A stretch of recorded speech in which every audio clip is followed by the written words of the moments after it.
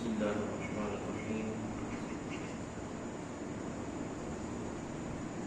الحمد لله رب العالمين، والصلاة والسلام على سيد الأنبياء وخاتم المعصومين وعلى آله وصحبه أجمعين. أما بعد، فأعوذ بالله من الشيطان الرجيم. بسم الله الرحمن الرحيم. فصل لربك وانحر.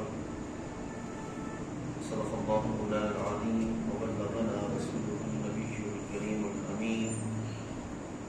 إن الله وملائكته يصلون على النبي يا أيها الذين آمنوا صلوا عليه وسلموا تسليما. الصلاة والسلام عليك يا سيدي يا رسول الله وعلى آلك وأصحابك يا سيدي يا حبيب الله. الصلاة والسلام عليك يا سيدي يا نبي الله وعلى آلك وأصحابك يا سيدي يا نور الله. اللہ رب العزت جل وعلا کا کروڑ شکر ہے کہ اس کریم نے ہم سب کو ایک بار پھر علم کے حصول کے لیے اس نشست میں شرکت کی سعادت نصیب فرمائی. اللہ تعالیٰ جل وعلا ہم سب کا حاضر ہونا اور اس کی توفیق سے جو کلمات خیر بیان کیے جائیں، سماعت کیے جائیں، وہ کریم اپنی بارگاہ اقدس میں قبول و منظور فرمائے. ماہ ذوالحج کی آمد ہے اور آل اسلام اس مہینے کے لحاظ سے جو خاص عمل ہے اس کی تیاری میں مصروف ہے. قربانی جو کہ اسلام کے اعمال میں سے ایک عمل ہے. اسلام کی یہ خاصیت ہے، اس کی یہ خوبی ہے کہ یہ جہاں اپنے ماننے والوں کو، اپنے آغوش میں آنے والوں کو اللہ تعالیٰ کے احکام حکم بیان کرتا ہے، وہیں اس حکم کی جو عملی صورت ہے، عملی تعبیر وہ بھی پیش کرتا ہے، تاکہ جہاں ایک طرف حکم ان کے سامنے آیا اور یہ حکم کی طرف متوجہ ہو گئے، تو اب ساتھ ہی جو عمل کی تعبیر ہے وہ بھی پیش کر دی جائے، تاکہ دونوں صورتوں میں حکم پر عمل پیرا ہو کر اللہ کی بارگاہ میں سرخرو ہو سکے. یہ اس کی خاصیت ہے اور یہ اس کا مزاج ہے. تو جس طرح اس نے باقی اعمال کے لحاظ سے ہمارے سامنے تعلیمات رکھی ہیں، اسی طرح قربانی کے لحاظ سے بھی اس شریعت مطہرہ کے اندر باقاعدہ احکام رکھے گئے کہ قربانی بنیادی طور پر کیا ہے، اس کی حیثیت کیا ہے، یہ کرنی کس نے ہے، کس جانور کو کیا جائے، یہ ساری چیزیں اس کے اندر بیان کی گئی. آج انشاءاللہ انتہائی اختصار کے ساتھ ہم جو آپ کے سامنے پیش کریں گے وہ ہے کہ قربانی کس پر واجب ہے، کیونکہ قربانی جس نے ادا کرنی ہے، جس پر قربانی کا وجوب ہے، وہ بندہ کون ہے، یہ موضوع آپ کے سامنے رکھیں گے. شریعت کی روح سے قربانی کہتے ہیں مخصوص جانور کو مخصوص نیت کے ساتھ مخصوص وقت میں ذبح کرنا. یہ قربانی مخصوص جانور کو مخصوص نیت میں سے مخصوص وقت میں ذبح کرنا کیا ہے، قربانی. تو جس طرح قربانی کی تعریف کی گئی، اس طرح قربانی جس نے کرنی ہے اس کے لحاظ سے بھی بیان کیا گیا کہ قربانی کس پر واجب ہے، کس نے ادا کرنی ہے. شریعت کی زبان میں یا شریعت کے اندر آل اسلام کو بنیادی طور پر استطاعت کے لحاظ سے دو حصوں میں تقسیم کیا گیا. ایک وہ بندہ جو صاحب حیثیت ہے، صاحب نصاب ہے، اور ایک وہ بندہ جو صاحب نصاب نہیں ہے. جو صاحب نصاب ہے اس کو کہتے ہیں غنی ہونا، ٹھیک ہے.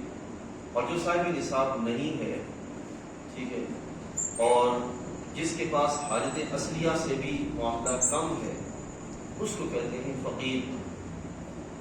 تو جو غنی ہے اس پہ قربانی واجب ہے، اور جو فقیر ہے شرعاً اس پہ قربانی واجب نہیں ہے. ٹھیک. اب یہاں پر پہلی صورت کی قربانی کس صورت میں دونوں کو واجب ہو جاتی ہے، یعنی کہ ایک ہے کہ شرعاً غنی پر واجب ہے، فقیر پر واجب نہیں ہے. ٹھیک ہے. اب غنی پر واجب کس لحاظ سے ہے؟ غنی پر واجب ہے سنت کو زندہ کرنے کے لحاظ سے، اور اس کو اللہ تعالیٰ نے جو زندہ رکھا ہوا ہے اس کے شکرانے کے لحاظ سے. حضرت ابراہیم علیہ السلام کو سنت کو زندہ کرنے کے لحاظ سے، اور اس کو اللہ تعالیٰ نے جو شرف بخشا ہے اس کے شکرانے کے لحاظ سے اس پہ قربانی کرنا واجب ہے. ٹھیک ہے. اور جو فقیر ہے شرعاً اس پہ قربانی کرنا واجب نہیں ہے، لیکن اگر وہ قربانی کا جانور لے آئے تو اب لائے ہوئے جانور کو ذبح کرنا واجب ہے. اس کی مثال ایسے دیتا ہوں کہ ابھی ہم نے نماز پڑھ لی، سنتیں وغیرہ نوافل وغیرہ ادا کر لیے.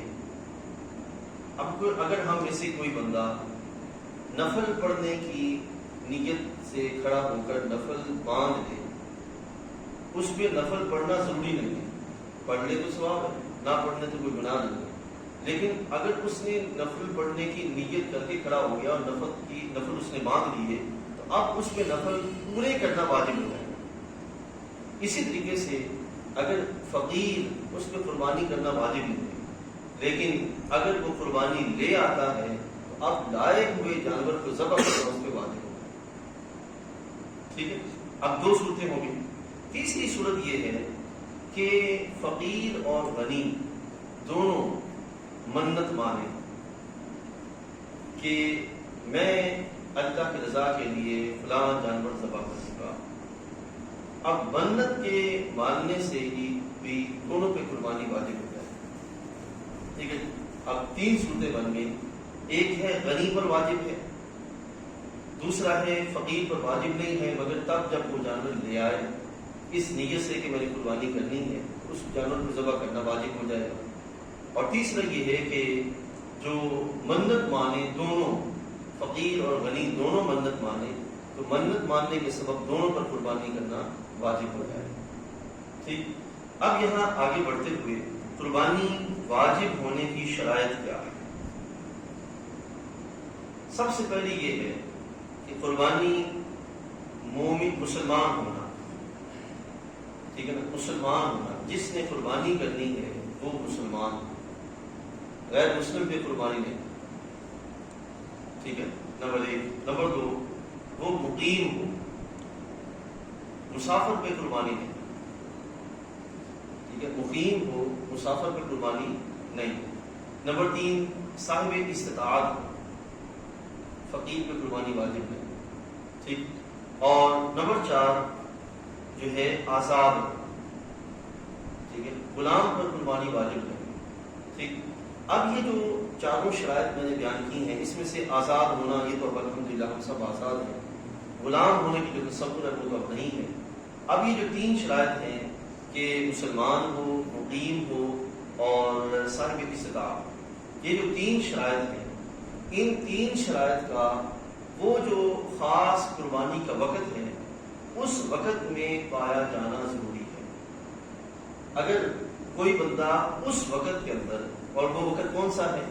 10ویں ذی الحج سے لے کر 10ویں ذی الحج کی طلوع آفتاب سے لے کر 12ویں ذی الحج کی غروب آفتاب تک، اس وقت کے اندر اگر کوئی فرد یہ تینوں شرطیں اپنے اندر رکھتا ہے کہ مسلمان ہے، وہ مقیم ہے، وہ صاحب استطاعت ہے، تو تینوں شرطیں اگر اپنے اندر رکھتا ہے تو اس پہ قربانی کرنا واجب ہے. ٹھیک ہے. اور اگر اس دورانیے کے اندر وہ تین جو دن ہیں صبح اور شام، دن اور رات، اس دورانیے کے اندر اگر اس میں سے کوئی ایک شرط بھی ختم ہو جاتی ہے تو اس پہ قربانی کرنا واجب نہیں رہے. ان کے مسلمان تھا، نہیں رہا، اب قربانی نہیں. مقیم تھا، اب نہیں رہا، مسافر ہو گیا، اب قربانی واجب نہیں. غنی تھا، اب نہیں رہا، اب قربانی واجب نہیں. ٹھیک ہے. اور دوسری طرف اگر اس سے پہلے یعنی کہ اس وقت سے پہلے وہ غیر مسلم تھا، اس وقت میں کوئی بندہ مسلمان ہو گیا، مقیم بھی ہے اور غنی بھی ہے، ان تینوں صورتوں میں اس پہ قربانی کرنا واجب ہوتا ہے۔ آپ سمجھا گے نا؟ یعنی کہ دونوں صورتوں میں، ایک ہے مسلمان تھا، مقیم تھا اور جو ہے وہ صاحب استطاعت تھا، اس پہ قربانی واجب ہے۔ اگر مسلمان نہیں رہا قربانی واجب نہیں ہے، مقیم نہیں رہا قربانی واجب نہیں ہے، صاحب استطاعت نہیں رہا قربانی واجب نہیں ہے، ٹھیک ہے۔ اور اگر کوئی اس دورانیے کے اندر کوئی غیر مسلم مسلمان ہو جاتا ہے، مقیم ہے اور صاحب استطاعت ہے، تو اس پہ قربانی کرنا واجب ہو جائے، ٹھیک ہے۔ اب یہاں یہ بھی سمجھتے جائیے کہ خواتین، عورت، اس پہ قربانی واجب ہے کہ نہیں۔ یاد رکھیے اگر وہ بھی صاحب استطاعت ہے اس پہ بھی قربانی واجب ہے، یعنی کہ اس کے پاس حق مہر کا مال ہے، ان کے پاس وراثت کا مال ہے، اور جو گھر کے ذرائع ہوتے ہیں اس کے لحاظ سے اس کے پاس مال موجود ہے، جس کی وہ مالک ہے یا زیور ہے جس کی وہ مالکہ ہے، اب اس کے لحاظ سے اس پہ قربانی کرنا واجب ہے۔ یہ نہیں کہ صرف مردوں پہ واجب ہے، عورتوں پہ واجب نہیں ہے، عورتیں بھی اگر استطاعت رکھتی ہیں تو ان پہ بھی قربانی کرنا واجب ہوگا، ٹھیک ہے۔ مسافر پر قربانی نہیں ہے، اگر وہ قربانی جو ہے وہ کر لیتا ہے تو وہ نفل مانی جائے گی، جو وہ صدقہ کہلائے گی، ہو جائے گی۔ اب یہ جو تینوں شرائط ہیں، ان تینوں شرائط کا اس وقت میں پایا جانا ضروری ہے۔ اگر کوئی ایک شرط بھی نہیں پائی جائے گی تو قربانی نہیں ہوگی، ٹھیک ہے۔ اور یہ جو ہی وقت آ گیا تو قربانی کرنا اس کے لیے لازم ہوگا، جس کے اندر وہ تینوں شرائط ہیں وہ پائی جا رہی ہیں، ٹھیک ہے۔ اب یہ ہے کہ ایک بندہ صاحب استطاعت ہے مگر اس پہ قرض ہے، ٹھیک ہے، قرض ہے اور اس نے دینا ہے، ادا کرنا ہے۔ قرض کی دو صورتیں ہوتی ہیں، ایک وہ قرض ہوتا ہے جو طویل المیعاد ہوتا ہے، یعنی کہ کافی وقت تک 2 سال 4 سال چلتا ہے، ٹھیک ہے نا، اور ایک وہ ہے کہ جو مختصر مدت کے لیے کہ ابھی فوراً ادا کرنا ہے، ابھی اس قرض کو ادا کرتا ہے یا اس کی رقم جو ہے وہ سائڈ پہ کرتا ہے اور دیکھے گا کہ باقی اس کی رقم کتنی بچی ہے۔ اگر باقی رقم پر بھی وہ صاحب استطاعت ہے تو قربانی کرنا واجب ہوگی، اور اگر صاحب استطاعت نہیں رہا اب اس پہ قربانی کرنا واجب نہیں، ٹھیک ہے، یہ کہتے ہیں۔ اور دوسری طرف یہ بھی یاد رکھیے گا قربانی کا جو وجوب ہے وہ اس لحاظ سے بھی ہے کہ ایک بندہ اس پر نصاب چل رہا ہے، نصاب چلنے کا مطلب یہ ہے کہ وہ زکوٰۃ ادا کرتا ہے، اس کا ضرورت سے زائد مال 7.5 تولے سونا یا 52.5 تولے چاندی یا اس کی ملکیت کے برابر اس کے پاس رقم زائد موجود ہے۔ درمیانے سال میں اونچ نیچ ہوتا ہے، کمی بیشی ہو جاتی ہے، لیکن اس کا جو وہ نصاب چل رہا ہے، تو جس بندے کا نصاب چل رہا ہے قربانی اس پہ واجب ہے، جس کا نصاب نہیں چل رہا اس پہ قربانی واجب نہیں۔ آسان لفظوں میں ایسے سمجھیے کہ جو بندہ صدقہ فطر ادا کرے گا وہ بندہ قربانی بھی کرے گا، ٹھیک ہے، جو صدقہ فطر ادا نہیں کر سکتا وہ قربانی بھی نہیں کرے گا، اور صدقہ فطر وہی ادا کر سکتا ہے جس کا جو نصاب کا سلسلہ چل رہا ہو، اس طرح کی کیفیت ہے۔ تو اسی طرح اگر جو صاحب نصاب شخص ہے وہ قربانی کا جانور لاتا ہے لیکن چوری ہو جاتا ہے، یا یہ کہ مر جاتا ہے، یا کہ ایسا عیب پیدا ہو جاتا ہے جو کہ قربانی کے وقت تک ختم نہیں ہوتا، اس پہ دوسرا جانور لانا لازم، دوسرا جانور لائے گا۔ لیکن دوسری طرف ایک فقیر ہے، وہ جانور لاتا ہے اور اس کے اندر کوئی عیب اور نقص پیدا ہو جاتا ہے جو کہ وقت قربان تک ختم نہیں ہوتا، تو اگر اس میں استطاعت ہے تو ٹھیک، اگر نہ وہی جانور ذبح کر لے اس کی قربانی جو ہے وہ ہو جائے۔ پھر یہ کہ جو جانور ہم نے قربانی کے لیے لانا ہے وہ جانور جس وقت خرید رہے ہیں اس وقت اس کی نیت قربانی کی ہو۔ یہ ہرگز نہیں ہے کہ ایک بندہ جانور لایا خریداری کے لیے، اس کا بکا نہیں اور اس نے پھر وہ جانور قربانی کے لیے رکھ لیا، ایسا نہیں۔ جس وقت قربانی کے لیے جانور لانا ہے اس وقت آتے ہوئے نیت یہ کرنی ہے کہ میں قربانی کے لیے بھی جا رہا ہوں، پھر اس کی نیت جو ہے وہ قربانی کی ٹھیک ہوگی۔ ایک بندہ جو لاتا ہے قربانی کا جانور لاتا ہے اور لا کر اس کو بیچ ڈالتا ہے، ٹھیک ہے نا، مین کے بیچا پھر پیسے آ گئے، اس سے اور جانور لیا بیچا پھر پیسے آ گئے، ٹھیک ہے، خریداری کی نیت سے یہ کام کرتا رہے، اس میں کوئی قباحت نہیں، لیکن قربانی کے لیے جانور لا کر اس کو بیچنا یہ منع ہے، اس کو بیچا نہیں جائے گا، بلکہ جو جانور قربانی جس وقت خریدا گیا قربانی کے لیے خریدا جا رہا ہے تو اس کو قربانی کی نیت سے ہی خریدا جائے گا اور اسی نیت سے لا کر آگے جو قربان کیا جائے گا۔ ساتھ یہ بھی یاد رکھیے گا کہ بالکل اسی طریقے سے اگر کوئی بندہ قربانی کے بڑے جانور میں حصہ ڈالتا ہے اس وقت اس کی نیت قربانی کی ہوگی تو قربانی ہوگی، اور اگر اس کی نیت صرف گوشت کی ہے تو اس کی قربانی نہیں، صرف یعنی کہ گوشت کے نیت لاتا ہے اس کی جو وہ قربانی نہیں۔ اسی طریقے سے یہ بھی اپنے ذہن میں رکھیے کہ ایک عورت ہے، اس کا حق میں ہے، ابھی وہ اس کی مالک نہیں، اس پہ قربانی نہیں ہے، یعنی کہ جو ایسی مالک ہونا کہ جو اس کو نصاب تک لے جائے، اس کی اس پر جو وہ قربانی نہیں ہے، یعنی کہ ابھی وہ شوہر کے ذمے ہے، عورت کے ذمے آیا نہیں ہے تو اس وقت تک اس پر جو وہ قربانی نہیں، جب عورت کے ذمے آئے گا وہ خود مالکن ہو جائے گی پھر جو وہ قربانی کا سلسلہ اس کے جو ہوگا، ٹھیک۔ ساتھ یہ بھی سمجھتے جائیے اور سمجھتے جائیے کہ فی زمانہ یہ ٹرینڈ چل پڑا ہے کہ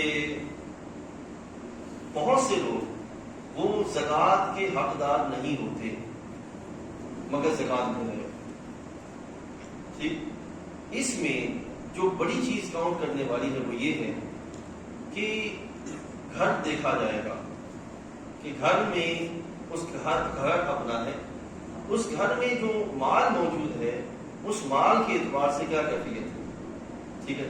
دو طرح کی چیزیں ہوتی ہیں گھر کے اندر، ایک وہ جو کہ روٹین میں چلتی رہتی ہیں اور ایک وہ جو وقتاً فوقتاً استعمال ہوتی ہیں، کپڑے ہیں، برتن ہیں اور اس طرح کی دوسری چیزیں، ٹھیک ہے۔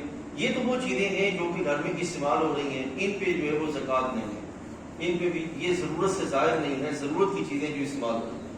بہت سے گھروں پہ بہت ساری چیزیں ایسی ہوتی ہیں جو ضرورت سے زائد سال ہر سال پڑی رہتی ہیں، وہ جو چیزیں ہوتی ہیں اگر ان کو کاؤنٹ کیا جائے تو وہ کاؤنٹ کرنے کے بعد نصاب تک پہنچ جائیں تو پھر وہ بندہ وہ زکوٰۃ دینے والا نہیں ہوگا، بلکہ وہ نصاب تک پہنچنے کے سبب زکوٰۃ دینے والا، لیکن اس کا مال جو ہے وہ زکوٰۃ میں پہنچنے کے سبب جو ہے وہ زکوٰۃ دینے والا ہوگا، وہ زکوٰۃ دینے والا نہیں ہوگا۔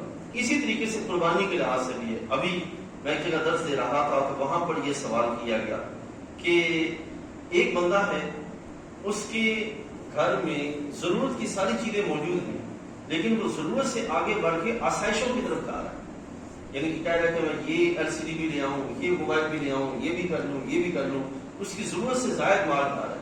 جب اس سے کہا جائے کہ قربانی کرو تو وہ کہتا ہے نہیں میں تو مخلوص ہوں، یا میں تو یہ میرے پاس اتنی ضرورت ہے، اتنے رقم نہیں ہے کہ میں جو قربانی کر سکوں۔ تو ایسا بندہ اپنی ضروریات سے نکل کر آسائشوں کی تکمیل کی طرف تو جا رہا ہے لیکن اللہ کے حکم کی طرف آنے کے لیے اس کا نفس جو وہ تیار نہیں ہے، تو یہ بندہ گناہگار ہے۔ ہمارے حبیب علیہ السلام نے فرمایا کہ اگر ایک بندہ استطاعت کے باوجود قربانی نہیں کرتا، اسلام ضروریات کو پورا کرنے کا حکم دیتا ہے، آسائشوں کے لحاظ سے لمٹ کا کہتا ہے، آسائشوں کے لحاظ سے تم اپنے آپ کو لمٹ میں رکھو، ٹھیک ہے۔ ایک بندہ جو ہے وہ آسائشوں کی تکمیل کر رہا ہے لیکن قربانی کے لحاظ سے وہ اس طرف نہیں جاتا، تو ایسے بندے کے لحاظ سے ہمارے نبی علیہ السلام نے ارشاد فرمایا کہ ایک بندہ استطاعت کے باوجود قربانی نہیں کرتا تو اسے چاہیے کہ ہماری عیدگاہ کے قریب نہ آئے، یہ موجود ہے نبی علیہ السلام کا فرمان، عیدگاہ کے قریب نہ آئے۔ اسی طرح ان دنوں کے اندر آ کر بعد ایسی بھی خبریں چل پڑتی ہیں کہ لوگ یہ باتیں عام کرنا شروع کر دیتے ہیں کہ قربانی کی بجائے اگر رقم صدقہ کر دی جائے تو زیادہ بہتر ہے، بھائی کسی کا گھر بھر جائے گا، کسی کی جو روٹی چڑھ جائے گی، کسی کا یہ ہو جائے گا وہ ہو جائے گا، اس چکر میں ہمارے حبیب علیہ السلام کا فرمان اس لحاظ سے بھی موجود ہے کہ ایام النحر قربانی کے جو دن ہیں ان دنوں کے اندر اللہ کی بارگاہ میں ابن آدم کا قربانی کے لیے خرچ کیے گئے مال سے زیادہ محبوب کوئی مال نہیں، یعنی کہ قربانی پر جو ہے وہ مال جو خرچ کرنا ہے، یعنی کہ یوں سمجھیے گا کہ اسلام جو ہے اپنے اعمال کے مقابلے میں اور کسی عمل کو قبول نہیں کرتا۔ یہ اسلام کا دیا ہوا عمل ہے کہ قربانی کو زندہ رکھنا ہے اور قربانی کو باقی رکھنا ہے، تو اس عمل کے مقابلے میں اگر کوئی بندہ عمل جو وہ لاتا ہے تو وہ قربانی اس کی جو وہ قبول نہیں کی جائے گی. یہ ہر لحاظ سے ضروری ہے. پھر یہ ہے، یہ بھی یاد رکھیے گا کہ ایک ہے بڑا جانور قربانی کے لیے کرنا.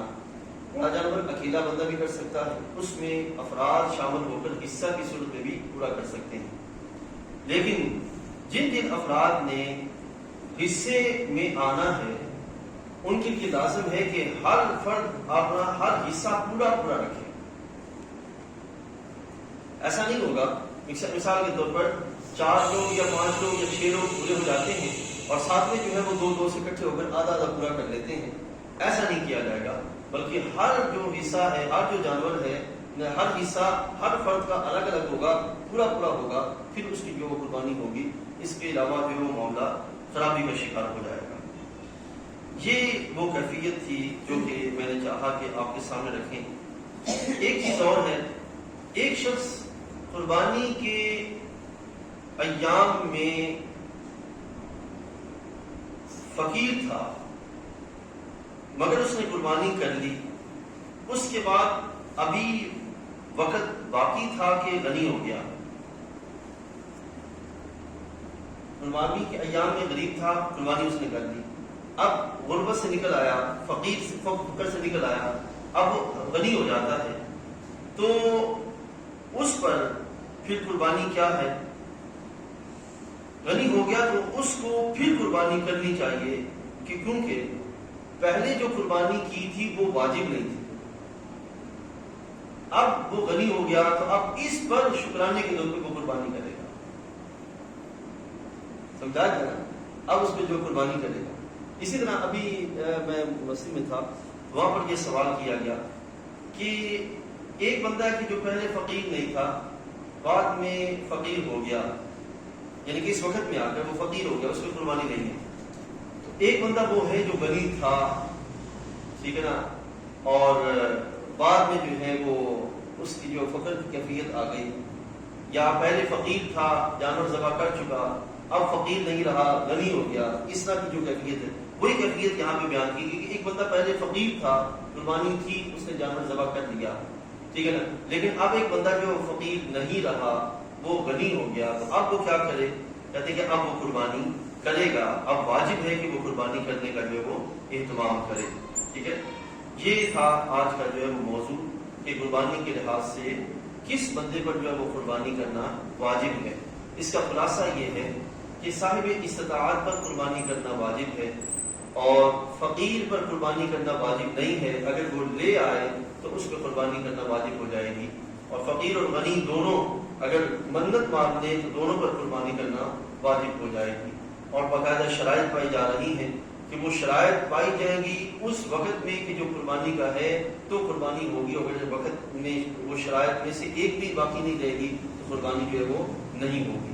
اور ساتھ ہی کہ 7.5 تولے سونا، 52.5 تولے چاندی یا اس کی ملکیت کے برابر رقم ضرورت سے زائد موجود ہو، یا یہ کہ جو بندہ حاجت اصلیہ سے، جو میں نے ابھی مکان کے لحاظ سے بیان کیا، حاجت اصلیہ سے جس کا زائد مال موجود ہے وہ سارے کا سارا اس وقت جو ہے وہ 52.5 تولے چاندی کے قریباً چلا جاتا ہے، یعنی کہ قریباً 80,000 روپے کا مال بن جاتا ہے، تو اس بندے میں قربانی کرنا واجب ہو جائے. ٹھیک ہے جناب، یہ تھا آج کا موضوع. اللہ تعالیٰ جل وعلا ہم سب کو سمجھ و عمل کی توفیق عطا فرمائے. یہاں تک کسی نے کوئی سوال